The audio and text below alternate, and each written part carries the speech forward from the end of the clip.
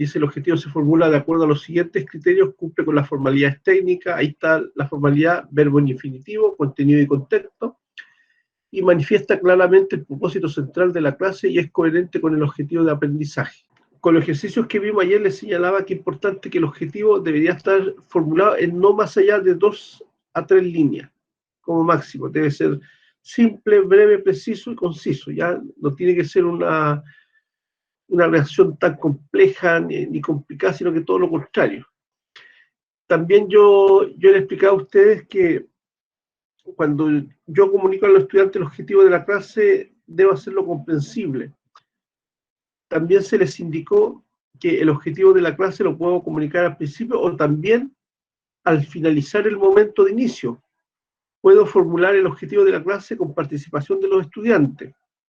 Después de todo el proceso de introducción de la clase, perfectamente ustedes le pueden preguntar a los estudiantes que ellos pudiesen señalar cuál creen que ese es el objetivo de la clase. En el caso del indicador, igual, los indicadores se formulan de acuerdo a los siguientes criterios técnicos: verbo en tercera persona plural y contenido y contexto. Y deben ser coherentes con el objetivo de la clase. Ustedes ayer pudieron vivenciar cómo la formulación del indicador es clave para formular el inicio de la clase. Y por último, el tercer criterio que debemos contemplar es el que aparece escrito. La explicación del objetivo de la clase debe estar considerado, la activación de los conocimientos previos y la motivación de los estudiantes. Lo que vamos a trabajar el día de hoy, que es el desarrollo de la clase. Primero, debe haber coherencia entre el tiempo planificado y las actividades. Por eso que en el ejemplo que vimos de planificación, si ustedes se dieron cuenta, al lado de cada actividad debe estar la cantidad de tiempo, expresado en minutos. El tiempo planificado permitiría el logro de la totalidad de las actividades. Ese es un tema que yo voy a ver, voy a evaluar. Obviamente que esta es una evaluación estimativa, pero es importante que en el proceso de planificación yo tome en cuenta el tiempo. El segundo criterio en relación con la formulación de las actividades, dice: la totalidad de las actividades se formula cumpliendo con los siguientes criterios. Existe claridad respecto a las tareas que deben ejecutarse. Se formulan de forma secuencial, son coherentes con el objetivo de la clase y permitirían el logro del objetivo. La recomendación que le entrego siempre es que la actividad sea igual expresada de forma breve y concisa, no más allá de 3 líneas. Ahora, si una actividad incluye varias actividades pequeñas, sepárenlas. Es preferible que cada actividad la vaya formulando por separado y de forma secuenciada. Lo otro importante es formulen las actividades desde la perspectiva del estudiante. No coloque el profesor explica un PowerPoint. No, la idea es que ustedes señalen qué va a hacer el estudiante con el PowerPoint, con la explicación que hace el profesor del PowerPoint. Y después, el tercer elemento a considerar en el momento de desarrollo es el enfoque de tipo constructivista. Dice: la totalidad de las actividades cumplen con los siguientes criterios. Se orientan a que el estudiante construya su propio aprendizaje. Contemplan trabajo personal y grupal. Considera estilos visual, cognitivo y kinestésico y contemplan actividades que integran conocimiento, habilidades y actitudes de los objetivos de aprendizaje. Estos elementos, al momento de formular las actividades, deben contemplarlo. Repito, es importante que haya actividades variadas, actividades individuales, grupales, que utilicen distintos canales de comunicación, canales visuales, cognitivos, kinestésicos, ¿ya? Y que sean algunas actividades relacionadas con la adquisición de conocimiento, habilidades y actitudes. Por eso es que es importante, cuando ustedes analicen un objetivo de aprendizaje, es importante hacer análisis de estas dimensiones, analizar, a ver cuál es el contenido del objetivo de aprendizaje, cuáles son las habilidades del objetivo de aprendizaje, cuáles son las actitudes que se requieren para lograr el objetivo de aprendizaje, porque eso me va a permitir evaluar la calidad de las acciones. Van a haber a lo mejor algunas actividades de aprendizaje que van a estar vinculadas solamente con el dominio de ciertos conceptos. Van a haber otras actividades de aprendizaje que tienen que ver con la aplicación, con el desarrollo de alguna habilidad en particular. van a haber algunas actividades que van a requerir de algunas actitudes como la rigurosidad, el trabajo sistemático, el ser capaz de trabajar colaborativamente, etcétera. Bueno, ahí hay algunos videos de apoyo respecto al cierre de la clase. Hay un video que se llama La creatividad en el aula y está el blog de orientación educacional y vocacional, que es un blog mío, ya donde yo ahí voy alojando recursos. Ese blog, después que los estudiantes egresan o cuando están haciendo su práctica, muchos acuden a este blog porque se van dando cuenta que todos los materiales de clase lo voy alojando ahí. Bueno, un elemento que hay que tomar en cuenta al momento de planificar el desarrollo de la clase, bueno, el inicio, el cierre, es el diseño universal para el aprendizaje. Yo, antes de seguir, quiero dejar una pausa. No sé si alguien tiene alguna noción o sabe de qué estamos hablando cuando señalamos diseño universal de aprendizaje. ¿A qué nos referimos? A que el diseño de mis actividades contemple todas las habilidades de mis alumnos, de mis estudiantes. Sí, bien. ¿Qué más? Bueno, yo lo voy a sintetizar de manera muy sencilla. Cuando hablamos de diseño universal de aprendizaje, de partida estamos hablando de un proceso de preparación de la enseñanza, estamos hablando de un proceso de planificación de la enseñanza, de diseño, de esquematización de la enseñanza, y que está diseñado de tal forma que es un diseño universal, es decir, es un diseño que es capaz de atender a la diversidad de estudiantes. Y cuando hablo de diversidad de estudiantes me refiero en todos los sentidos. Diversidad en cuanto a estilos de aprendizaje, diversidad inclusive hasta cultural. En los grupos de curso hay estudiantes de distintas culturas. Hay estudiantes que pertenecen a pueblo originario, hay estudiantes extranjeros, hay estudiantes que tienen experiencia rural, otros tienen más experiencia urbana. En general, el diseño universal de aprendizaje intenta atender a una diversidad de estudiantes. Eso es lo más importante. Ahora, algunos elementos clave que voy a compartir con ustedes. Primero, tiene que ver con la forma como yo presento la información, como presento los contenidos. Es el primer elemento. Y por eso es que es importante, por ejemplo, utilizar algunos canales de tipo auditivo, otros canales audiovisuales, escritos. También tiene que ver muchas veces con la forma como presentamos la información. Por ejemplo, cosas tan domésticas como el tamaño del texto o de las imágenes, el contraste entre fondo y texto, color, para resaltar cierta información, como en el ejemplo que están viendo ahí.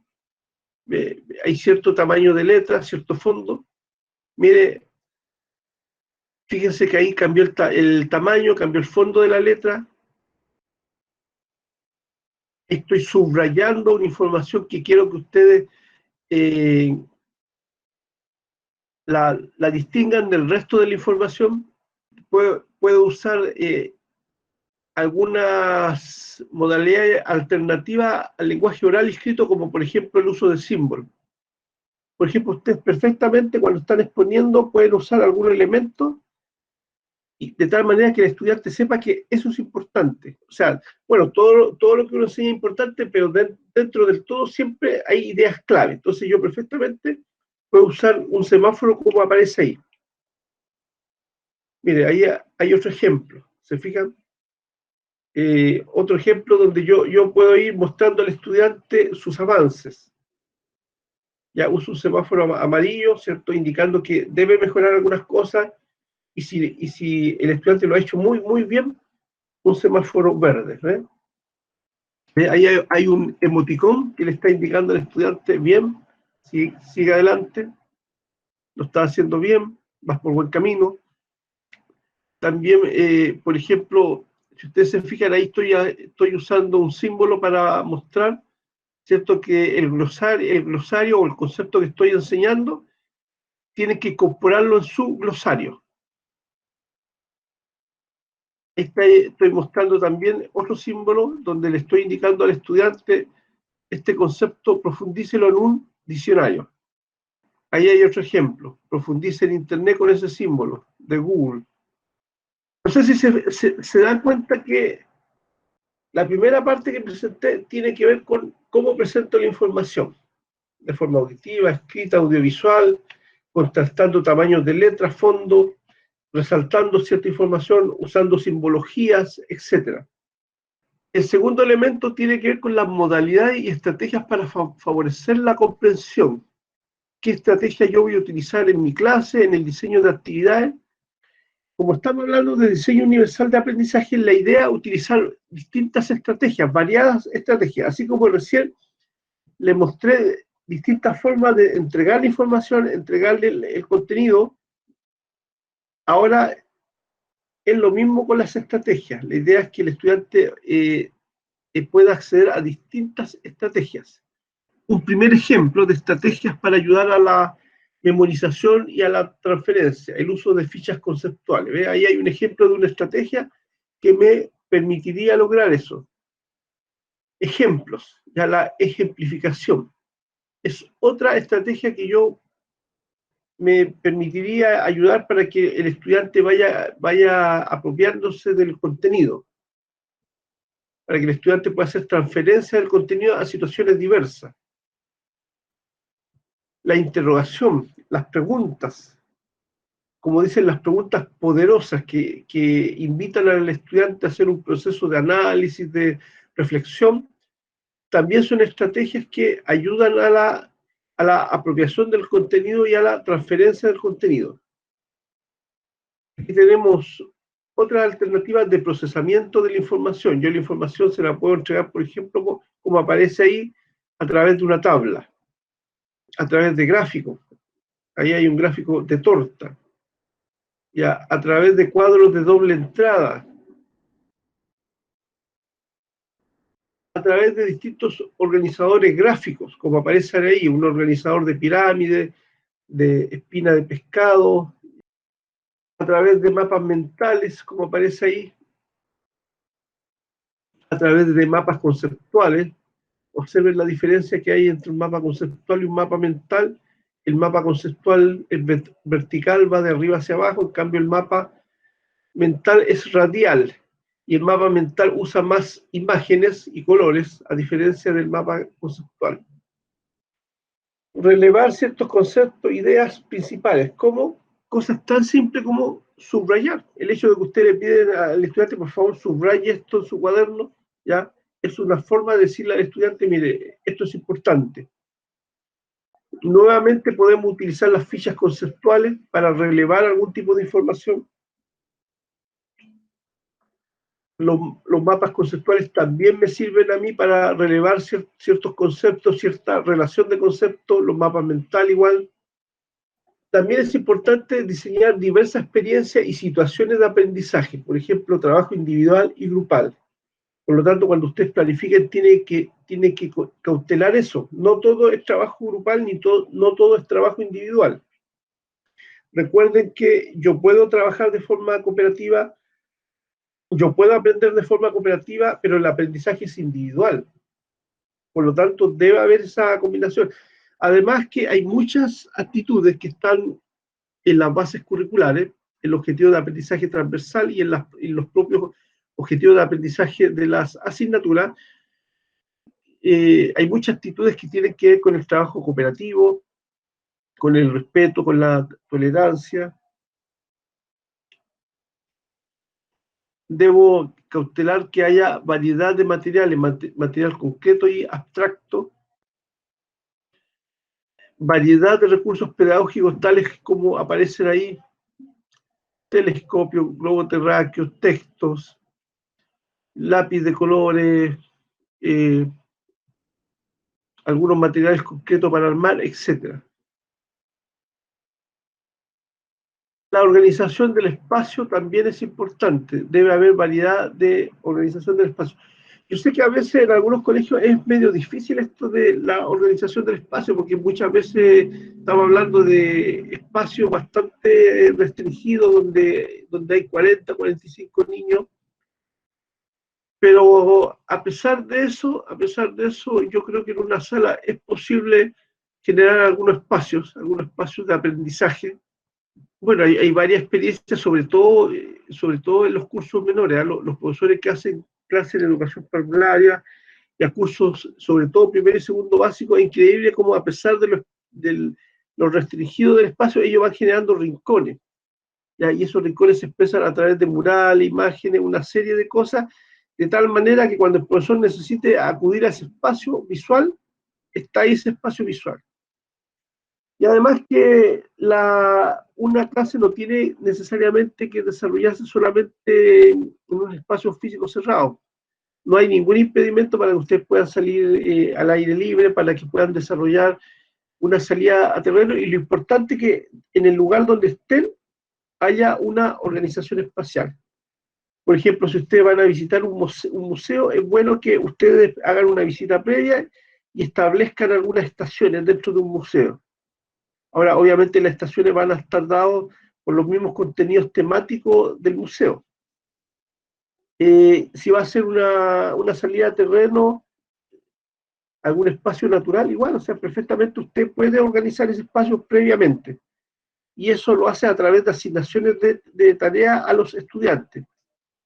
Algunos estudiantes pueden, no sé, pues, identificar algunos elementos del paisaje geográfico de tipo físico en un espacio, otro, algún elemento del paisaje, del paisaje biótico, seres vivos, por ejemplo. Otros pueden identificar algunas zonas patrimoniales, tanto del patrimonio natural como cultural, etcétera. O sea, yo estoy dando ejemplos para que usted se dé cuenta cómo yo, aún siendo un espacio al aire libre, yo puedo organizar el espacio y el trabajo autónomo de los estudiantes, porque eso es importante. Cuando yo hago una salida de terreno, lo que debe primar es el trabajo autónomo del estudiante, pero para eso tiene que haber una guía donde oriente al estudiante a hacer uso del espacio.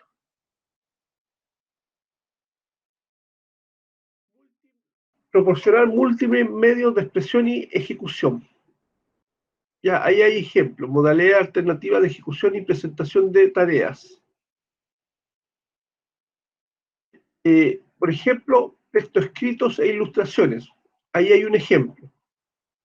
Lectura de textos escritos, manipulación de materiales, disertaciones, uso de las TIC, ejecuciones individuales y grupales, dramatizaciones, producción de textos, debates, afiches. He mostrado distintas formas de presentar la información, distintas formas de interactuar con los contenidos, forma individual, grupal, a través de ejecución de algunas tareas como debates, dramatizaciones, a través de material concreto, uso de las tecnologías de la información y comunicación, etc.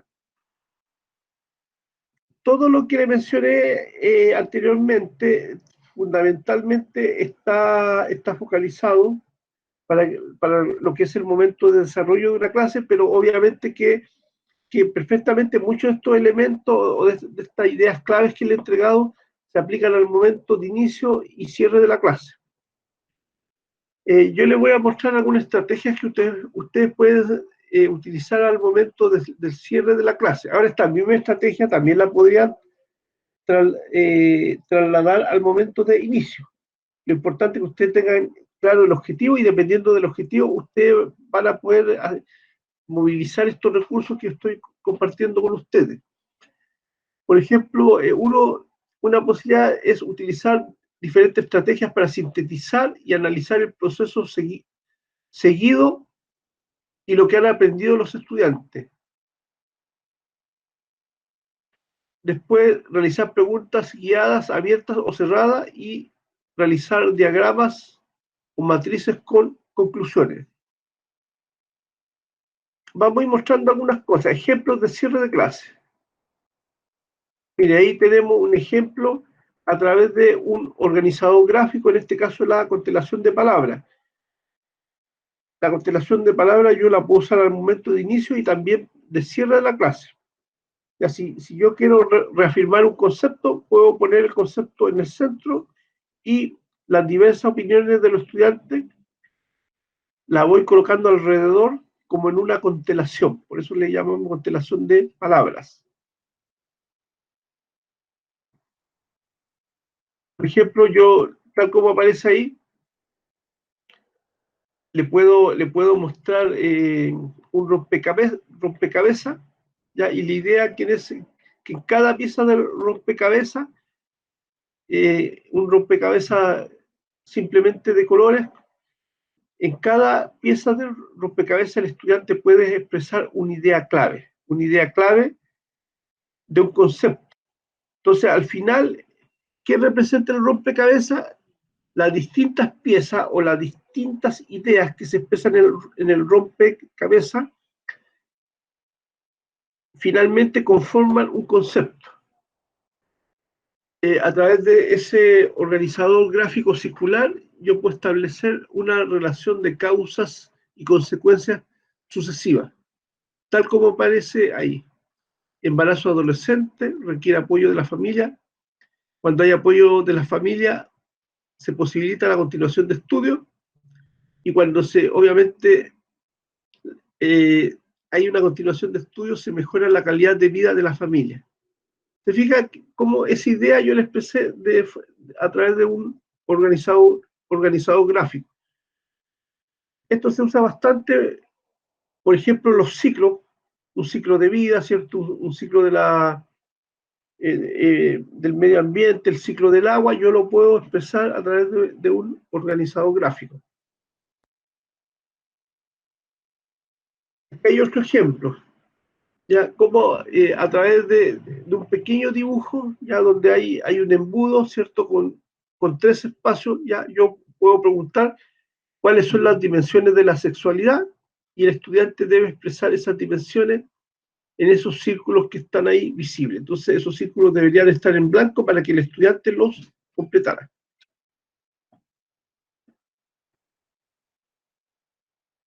El uso de afiches. Perfectamente al estudiante le puedo dar un tiempo para que las principales conclusiones de la clase la pudiese expresar,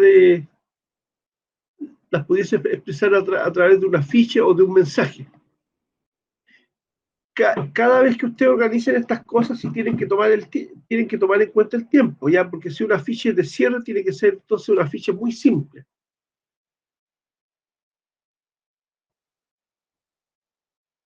Mire, aquí hay otro ejemplo, hay un marcador de libro, ya, donde usted le pide al estudiante un mensaje, y en ese mensaje debe expresar una idea principal de la clase. Y ahí usted coloca el nombre del alumno, y este marcador del libro perfectamente le puede servir a usted de ticket de salida. Cuando hablamos de tickets de salida, estamos hablando de una evaluación muy simple, muy breve, y que posibilita inclusive una retroalimentación inmediata hacia el estudiante.